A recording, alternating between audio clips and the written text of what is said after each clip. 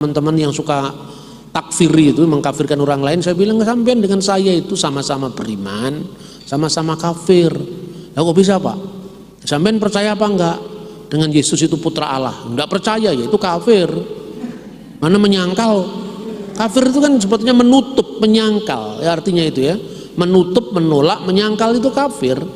Bahasa Aram dan bahasa Arabnya sama, ya, kafara yakfuru kufran dalam bahasa Arab itu.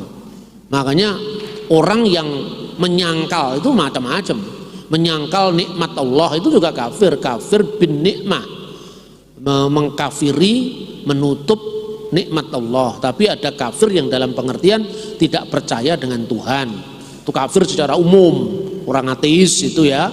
Tapi kafir, tapi yang disangkal adalah sebagian dari agama itu. Contohnya orang Islam percaya Allah dan Nabi Muhammad, tapi orang Kristen percaya Allah tapi tidak percaya sama Nabi Muhammad. Orang Islam percaya Allah, percaya Yesus tapi sebagai Isa Al-Masih yang bukan Tuhan. Ini masing-masing kafir. Jadi kita salaman aja masing-masing, sama-sama kafir, sama-sama kafir. Iya toh? Hanya bedanya itu gini loh. Kalau orang Muslim menganggap konsep-konsep tertentu dalam agama non-Islam disebut kafir, tidak masalah, asalkan jangan dibawa ke ranah publik. Kalau di ruang privat boleh. Apa enggak kita ngerasani orang lain? Ing salumaing bumi sakuping langit iki ora ana wanudya kang sulistya kejaba saka bojoku. Di dunia ini tidak ada orang cantik selain istri saya. Karena saya ngomong di rumah saya, boleh enggak? Ya boleh lah. Tapi ketika kemudian saya keluar jalan woro-woro, your attention please, sopo sing ra ngakoni bojoku paling ayu tak bacok sampean, lah ndak boleh. Ruang privat ya ruang privat. Maka orang Muslim selama ini kan dialog gitu ya, ada dialog karya. Dialog karya itu ya sudahlah, kita saling berjalan di tempat masing-masing tanpa saling mengganggu. Itu dialog pada tingkat yang paling sederhana. Jadi ini jalannya rusak Pak, gimana ya kita patungan supaya jalannya menjadi baik, ya sudah, itu dialog karya. Lalu ada dialog berikutnya namanya dialog iman, dialog of faith. Dialog iman itu dialog yang muncul dari kejujuran, tapi belum tentu ahli. Ada seorang bapak, anaknya menjadi orang Katolik, lalu ditanya, kamu kenapa kok jadi Katolik? Ya karena cocok aja Pak, saya lebih cocok Katolik katanya.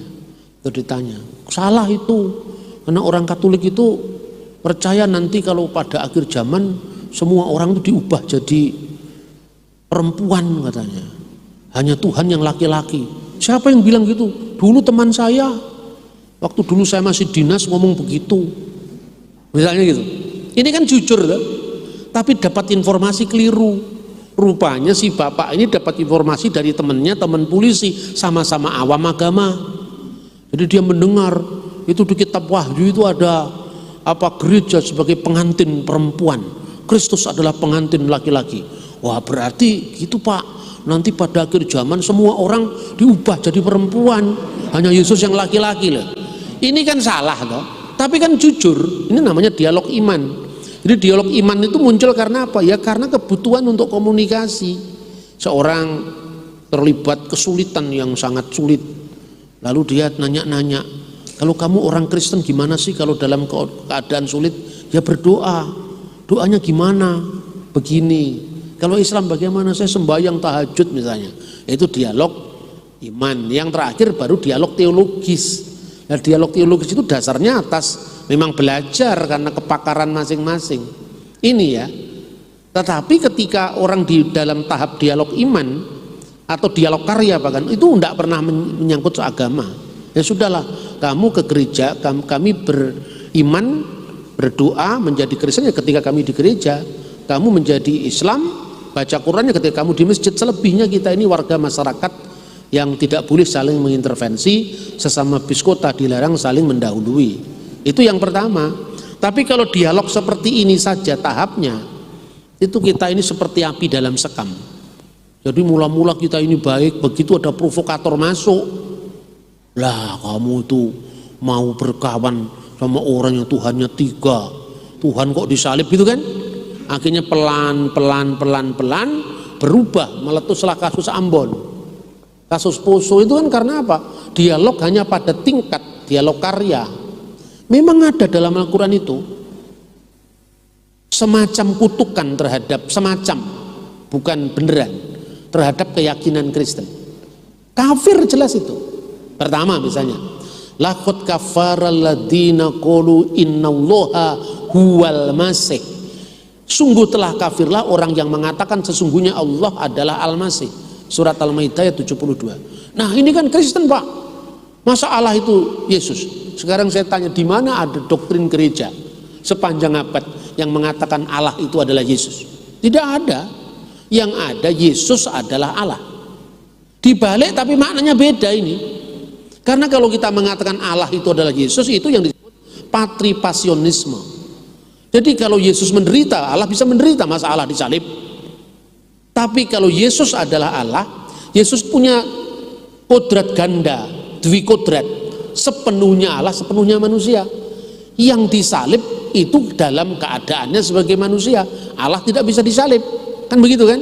Karena ada kegandaan tadi, sepenuhnya Allah dan sepenuhnya manusia.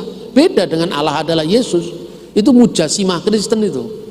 Nah, berarti nggak cocok dong ayat ini untuk Kristen. Nah, berikut lagi yang paling terkenal, Tritunggal Maha Kudus, yang seolah-olah dikafirkan gara-gara ada ayat wala tahulu salasa. Jangan kamu mengatakan Allah itu tiga. Surat Al-Maidah ayat 171. Atau laqad kafara alladziina qalu innallaha salisu salasa. Sungguh telah kafir orang yang berkata bahwa sesungguhnya Allah adalah ketiga dari yang tiga. Apakah ini Tritunggal? Bukanlah. Tidak ada orang berdoa demi nama Bapa dan Ibu dan Anak, mana ada. Orang berdoa juga demi nama Bapa dan Putra dan Roh Kudus, amin. Kalau di gereja-gereja Ritus Timur, Bismil Ab walibni warahil kudus al ilahu wahid, amin. Demi nama Bapa, Putra dan Roh Kudus, yaitu Allah yang esa. Apa ada Bunda Maria masuk Trinitas? Tidak ada.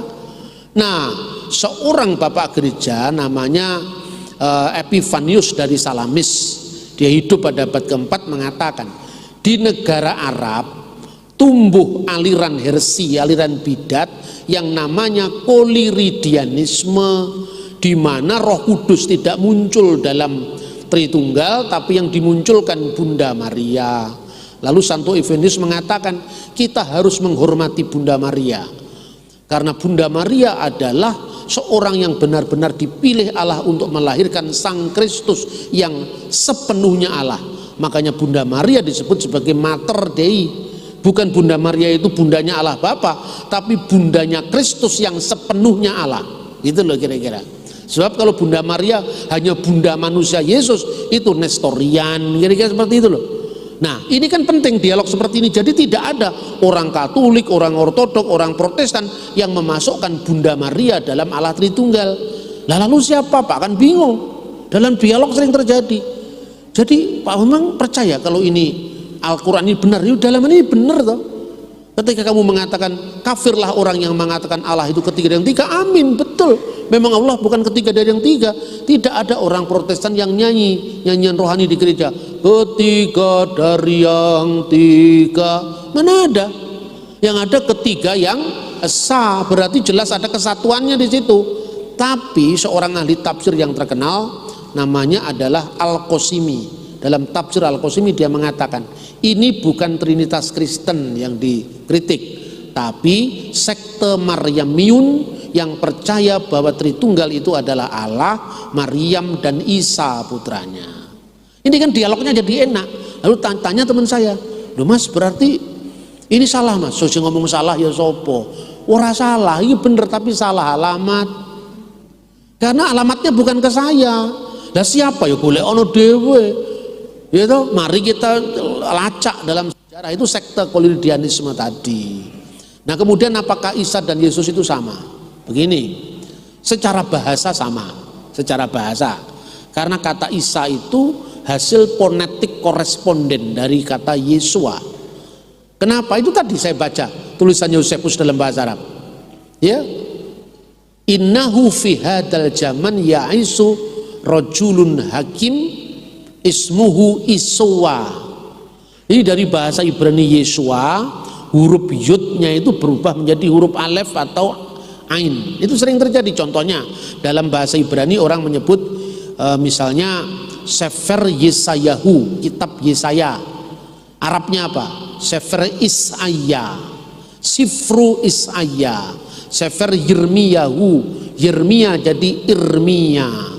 Yerusalem, Shalom Yerusalem menjadi Urusalim. Alhasil maka Yesua menjadi Ishowa, menjadi Isho dan O panjang. Misalnya Shalom kan Shin Lamid Vav Mim, Shalom menjadi A panjang bahasa Arabnya. Shalom jadi salam, Shinnya jadi sin. Shalom menjadi salam, sin lam alif mim. Shalom alaikum, assalamualaikum, ya kan? Itu korespondensi bunyi, jadi merujuk kepada asal usul yang sama, tetapi bahwa konsepnya Islam beda dengan konsepnya Kristen. Ya memang Islam bukan Kristen, Kristen bukan Islam. Jadi konsepnya memang beda, tetapi sosok yang dimaksud adalah ya Yesus dari Nazaret itu. Gitu loh kira-kira Bapak Ibu ya. Saya kira itu. Antikris itu ya pertama, antikris historis.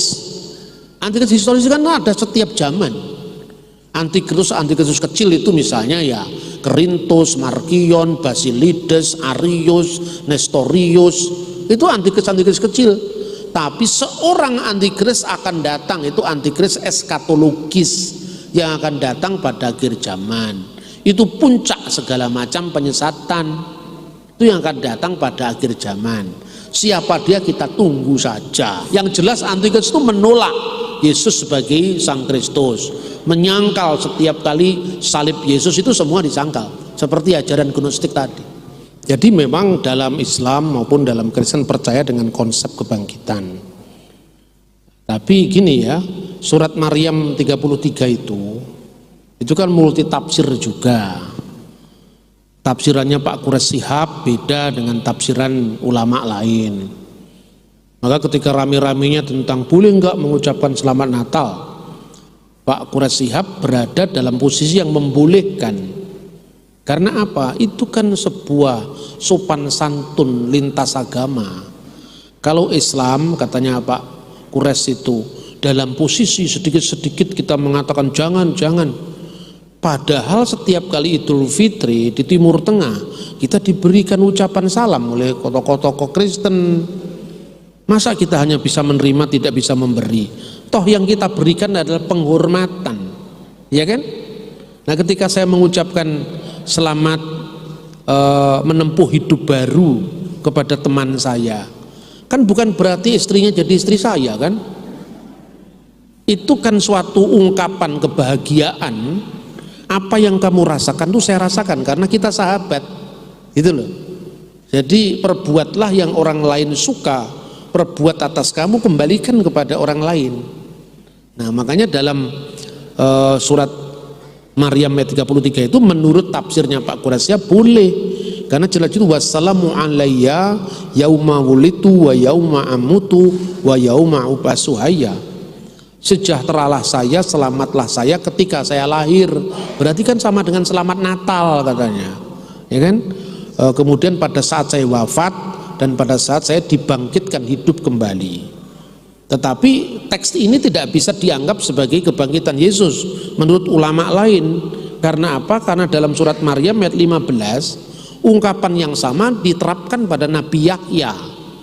Selamatlah dia ketika dia dilahirkan, ketika dia mati, dan ketika dia hidup, dibangkitkan hidup kembali. Maka ulama-ulama ini menafsirkan bahwa yang dimaksud kebangkitan ini kebangkitan pada akhir zaman nanti, belum terjadi. Nah kalau dalam Kristen, kebangkitan Kristus itu yang sulung dari segala yang telah dibangkitkan itu sudah terjadi. Itu bedanya seperti itu. Nah kedua, seberapa pentinglah kebangkitan itu, seperti yang dikatakan Rasul Paulus. Kalau Kristus tidak dibangkitkan, sia-sialah pewartaan kami dan sia-sialah iman kamu. Karena sumber dari iman Kristen itu adalah Kristus yang dibangkitkan dari antara orang mati. Fenomena ini yang dicatat oleh Yosefus. Yosefus itu mau menjawab pertanyaan. Ini gurunya sudah mati, tokoh yang sangat fenomenal di abad pertama itu. Kalau enggak itu enggak mungkin dicatat dalam buku sejarah umum kan. Kenapa? Karena dia punya signifikasi politik. Yesus itu dalam gerakan Yesus ya, sekalipun itu bukan gerakan politik, tapi berdampak besar pada dunia politik saat itu. Seperti yang dinubuatkan oleh Simeon, anak ini akan ditentukan untuk menjatuhkan dan menjatuh bangunkan Israel. Itu terbukti. Nah kemudian Yosefus mencatat bahwa kenapa orang yang disebut Kristen, kelompok ini masih ada, padahal gurunya sudah mati. Lalu dia mengatakan karena kuasa kebangkitan Yesus dari antara orang mati yang membuat mereka bangkit kembali, tidak terpuruk, tidak musnah, tapi imannya tetap karena kebangkitan Yesus tadi. Dan itu juga disampaikan oleh Takitus. Takitus mengatakan bahwa ada kebiasaan orang Kristen berkumpul saat fajar dan mereka menaikkan himne kepada Kristus seperti kuasi Deo, seperti orang-orang kita, orang-orang Romawi pagan itu menyembah dewa. Tulisan-tulisan ini menyebar di banyak tulisan kuno, sekalipun itu tidak eksplisit ya, karena dalam catatan sejarah dunia, Yesus itu catatan pinggir sejarah. Kenapa catatan pinggir sejarah? Ya, karena dia bukan kaisar, karena dia bukan senator Roma yang terkenal, karena dia bukan wali negeri, dia orang biasa dalam wujud kedatangannya sebagai manusia, tapi telah menciptakan sebuah peristiwa sejarah yang sangat besar sehingga dicatat oleh Flavius Josephus, dicatat oleh Tacitus, dicatat oleh Talmud, dicatat oleh Mara ben Serapion, seorang filosof Stoa yang tinggal di Antioquia saat itu, dicatat oleh Soteunus, dicatat oleh misalnya Traktat Sanhedrin, karena memiliki signifikasi yang luas sekali. Itu. Kemudian yang ketiga, ketika bicara Yesus sebagai manusia, tentu ini ruang dan waktu betul. Tapi ketika Tritunggal bicara tentang bukan ruang dan waktu, tidak merujuk pada kemanusiaan Yesus. Dia merujuk kepada Kristus yang praeksisten sebagai sabda kekal Sang Bapa. Makanya dalam pemahaman gereja itu ada dua aspek. Aspek yang pertama, kemanusiaan Kristus yang kelihatan terikat oleh ruang dan waktu. Dan yang kedua, firman Allah, logos ilahi yang kekal, yang tidak terikat oleh ruang dan waktu. Nah, sekalipun dikatakan sepenuhnya Allah, itu tidak merujuk pada kemanusiaan yang dilahirkan, tidak merujuk kepada tubuhnya yang disalibkan, tapi merujuk kepada Sang Firman yang kekal, yang praeksisten, yang selalu ada bersama Allah dari kekal sampai kekal. Jadi itu yang disebut Trinitas yang bersifat ontologis, dan itu tidak berubah. Tetapi orang mengaburkan dengan Tritunggal dalam makna ekonomis. Ketika Firman menjadi manusia, Tritunggal tampak dalam karya Allah. Misalnya ketika Yesus dibaptis di Sungai Yordan, ya kan? Roh Kudus dalam bentuk burung merpati dan suara Allah di surga berkata, engkaulah putraku, pada hari ini aku berkenan, kan begitu. Jadi artinya apa?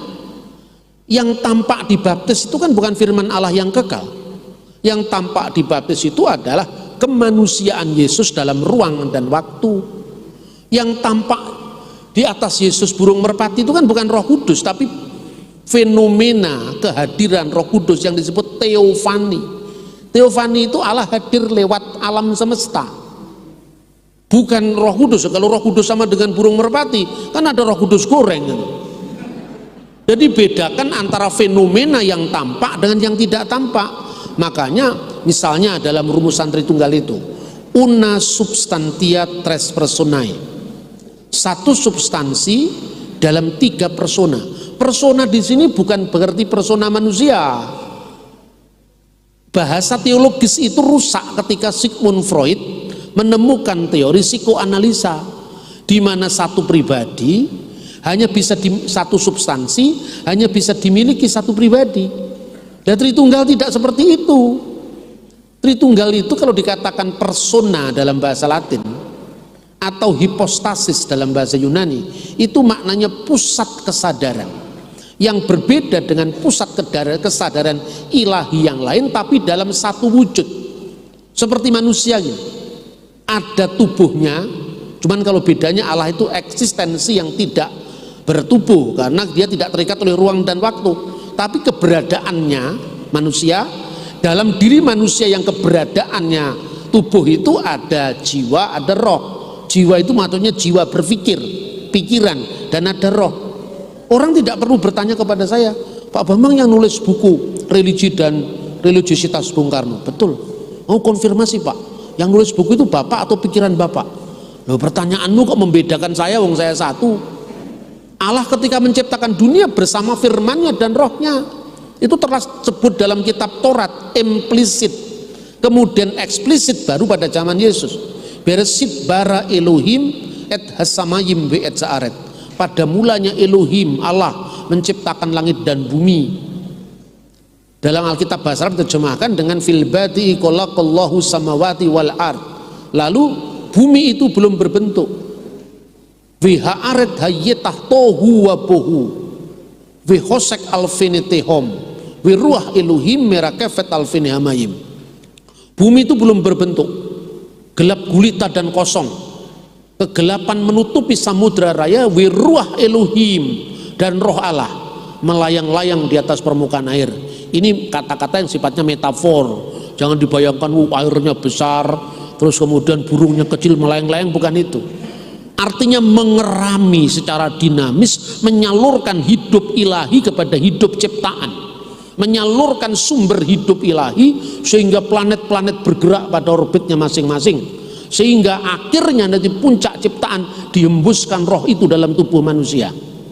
Itu maksudnya menjadi makhluk yang hidup. Jadi roh Allah itu memproses, menghadirkan kehidupan dari tidak ada menjadi ada.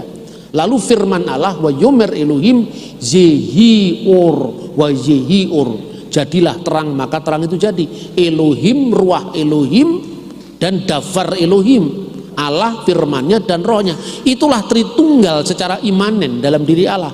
Tapi ketika peristiwa Yordan itu Tritunggal dalam penampakan yang sifatnya ruang dan waktu, karena Allah itu tetap tidak kelihatan. Kemudian suara terdengarnya di mana? Di atas. Ketika naik pesawat atasnya tidak ada, bawahnya jadi, karena dunia ini bulat. Ungkapan atas ini bukan artinya itu Allah di sana. Sebab di luar gravitasi bumi ini kan arah tidak ada lagi. Yang jelas bahwa Tuhan itu bertakhta di atas. Apa yang tidak mungkin dipikirkan manusia, apa yang tidak mungkin dihayati manusia. Tan keno kinoyo ngopo tan keno winiroso. Itu loh bahasa Jawanya begitu. Nah, ya toh? Kemudian yang tubuh fisik ini kemanusiaan Yesus. Ini makanya dicobai, haus. Kira-kira begini. Kalau bisa dibandingkan, ini saya mengutip Dr. Siapa ini? Sayyid Husin Nasir dalam bukunya yang diterjemahkan oleh Gus Dur, ya, judulnya Islam dalam Cita dan Fakta. Jadi kira-kira untuk memudahkan pemahaman begini. Kalau di Islam firman itu turun jadi kitab, kalau di Kristen firman itu turun jadi manusia. Nah, ketika firman turun jadi kitab, di situ ada dua hal. Quran yang kelihatan mushafnya, dan Quran yang tersimpan di Lauhul Mahfud. Gitu? Imam Al-Ghazali mengatakan Quran yang tersimpan di Lauhul Mahfud itu adalah ajaliyun wa qaimatun fiddatillahi ta'ala. Itu katanya Imam Al-Ghazali dalam bukunya Ihya Ulumuddin.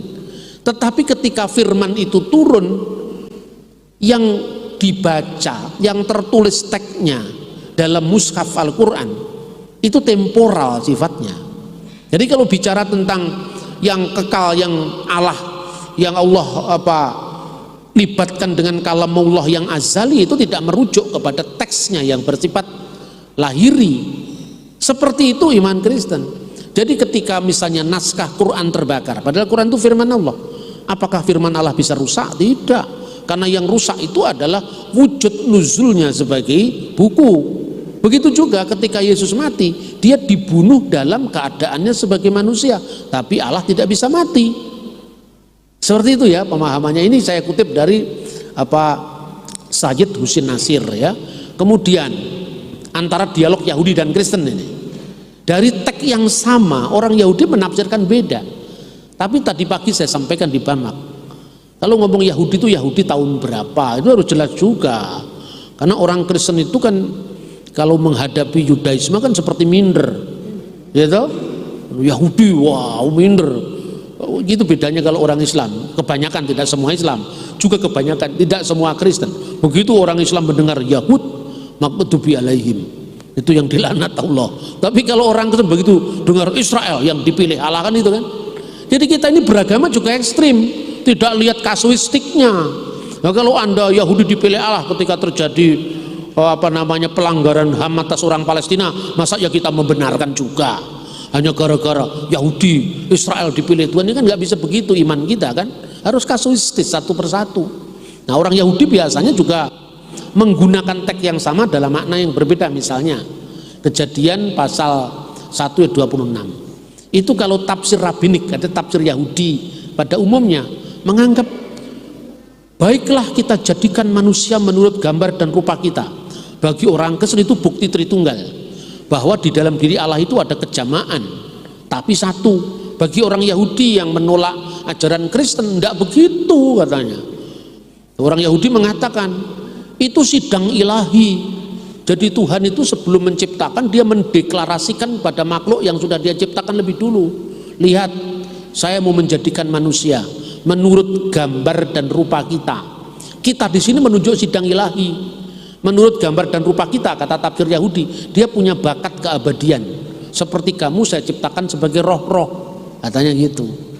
Orang Kristen begitu mendengar tafsir Yahudi, wow luar biasa. Saya nggak gampang mengatakan luar biasa, saya teliti dulu bener apa enggak ini. Setelah saya selidiki tafsir Yahudi yang lebih kuno, nggak seperti itu. Itu tafsir yang juga reaktif terhadap kekristenan. Tafsir kuno itu misalnya Philo itu kan orang Yahudi dari Alexandria, hidup pada tahun 20 sebelum Masehi lahir, tahun 50 Masehi dia meninggal. Dia mengatakan Tuhan bicara dengan siapa itu? Dengan logosnya katanya. Tuhan berbicara, berdialog dengan firman-Nya, berdialog dengan sang logos yang ada dalam diri Allah. Kalau bahasa Jawanya ngudoroso itu. Jadi bicara dengan dirinya sendiri, yang di dalam dirinya itu ada kejamaan. Lalu orang Yahudi apa keliru? Tidak keliru, saya bilang. Saya kan nggak mudah mengkelirukan orang. Terus kabeh bener lah, orang keliru. Tapi masih ada komanya. Gue tak jak mikir dhisik, gitu. Kalau Tuhan bicara sama malaikatnya, secara gramatika tidak salah. Karena kata yang digunakan dalam bahasa Ibrani itu naaseh. Naaseh itu marilah kita buat. Kita buat itu dari bahan yang sudah ada. Berarti bukan penciptaan dari nol. Artinya kita membuat manusia itu menurut gambar dan rupa kita. Nah, orang Kristen yang anti Yahudi nyerang, masa ciptaan diajak mencipta sama Tuhan? Bukan begitu. Karena pada ayat 27 Tuhan berfirman, maka diciptakanlah manusia, baru digunakan kata bara yang artinya penciptaan dari tidak ada menjadi ada. Maka diciptakanlah manusia itu menurut gambarnya, baik laki-laki dan perempuan diciptakanlah mereka. Berarti yang menciptakan hanya Allah. Malaikat itu cuma diajak rembukan. Nah, gramatika tidak salah. Saya jawab, oke, tidak salah. Sekarang perhatikan, sak durungi malaikat enek itu terus Gusti Allah nyiptakne karo sapa? Ya sendiri Pak lah, udah. Ketika malaikat sudah ada, malaikat tarep nggawe menungso. Hei malaikat, ayo kita buat manusia, saksikan. Saya deklarasikan ya, saya mau bikin manusia menurut gambar dan rupa kita. Oke, katakanlah secara gramatika itu benar. Lah saurunge malaikat enek diciptakan, terus Tuhan karo sapa? Dewe Pak. Lah waktu dewe sing diajak ngomong sapa? Waduh, ya itulah makanya Pak, Tuhan menciptakan makhluknya supaya dia bisa menyaksikan kebesarannya. Berarti Tuhan butuh aktualisasi diri, no? Ya toh? Karena apa? Mari kita ciptakan manusia supaya kamu bisa menyaksikan kalau saya maha kuasa. Berarti Tuhan itu butuh lem-leman, butuh pangalembono. Tuhan butuh pengakuan. Itu bukan, tidak cocok dengan sifat Tuhan. Tuhan dari kekal sampai kekal tidak butuh dipuji. Kalau kita puji, dia tidak lebih besar. Kalau kita cangkal dia tidak lebih kecil. Yang kita butuhkan itu Tuhan, bukan Tuhan butuh kita.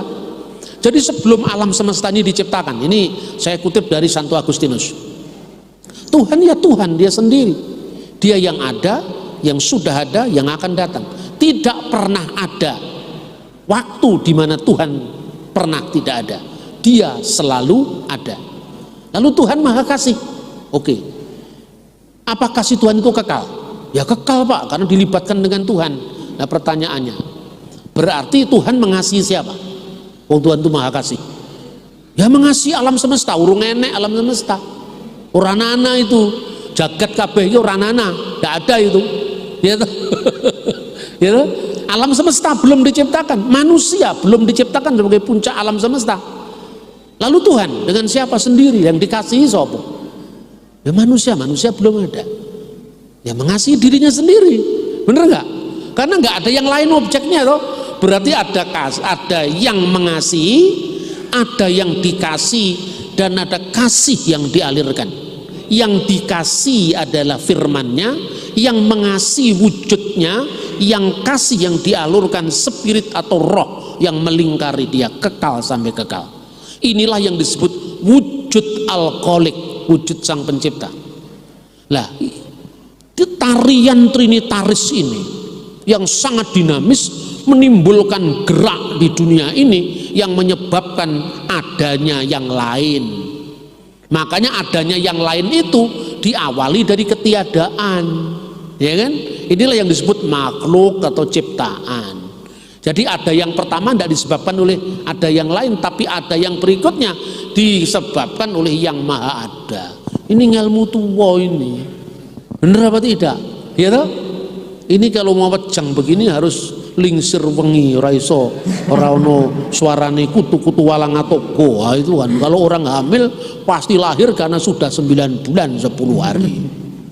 Itu saya kira. Ini Pak, apakah cukup dengan penjelasan fenomena tadi yang diindikakan Pak Aris? Ya, itu tentang apa kebangkitan. Di dunia ini siapa yang bisa menyaksikan kebangkitan ayo sekarang? Itu kan objeknya beda. Iya toh? Jadi artinya apapun wujud penciptaan dunia itu nggak bisa kita buktikan kok. Apalagi kebangkitan orang mati. Penciptaan dunia itu kan masuknya hanya lewat logika kita yang mencoba mencapai kesempurnaan. Adanya hukum sebab akibat. Oleh Aristoteles disimpulkan, oh kalau gitu ada kausa yang tidak disebabkan oleh yang lain, kausa prima. Coba siapa yang membuktikan penciptaan? Semua itu kan juga sifatnya fenomenal. Begitu juga tentang kebangkitan. Tapi kalau bicara tentang Yesus mati, itu kan semua orang bisa menyaksikan. Dan orang yang menyaksikan itu mencatat tentang kematian Yesus. Nah, tentang kebangkitannya fenomena. Yang menyaksikan misalnya Maria Magdalena atau Marta atau siapa. Ya toh? Ketika dia menyaksikan apa yang dia saksikan pun sifatnya itu adalah pengalaman pribadi. Seperti itu kan. Makanya kalau kelahiran itu bisa disaksikan wujudnya permanen karena apa? Dia bertumbuh dari bayi menjadi anak kecil, remaja, pemuda, dewasa, berkembang. Itu yang bisa ditulis, disaksikan. Tapi kalau orang bangkit, ya kematian disaksikan sekilas kemudian tidak ada lagi. Ayo cekkan sekarang. Dia sudah bangkit loh. Ternyata dilihat sudah tidak ada lagi kan gitu kan? Ya toh? Jadi fenomena itu cukup. Karena apa? Tidak ada fakta yang menyangkal hal itu. Tidak ada fakta yang menyangkal itu. Keyakinan itulah yang menjadi fenomena bahwa nama itu menyelamatkan setiap orang yang berseru kepadanya, bahkan orang yang beriman kepadanya, seperti kasusnya Yahudi tadi digigit ular disembuhkan oleh Yakub. Itu fakta yang terjadi. Itu kan catatan dari abad-abad awal. Itu saya kira ya.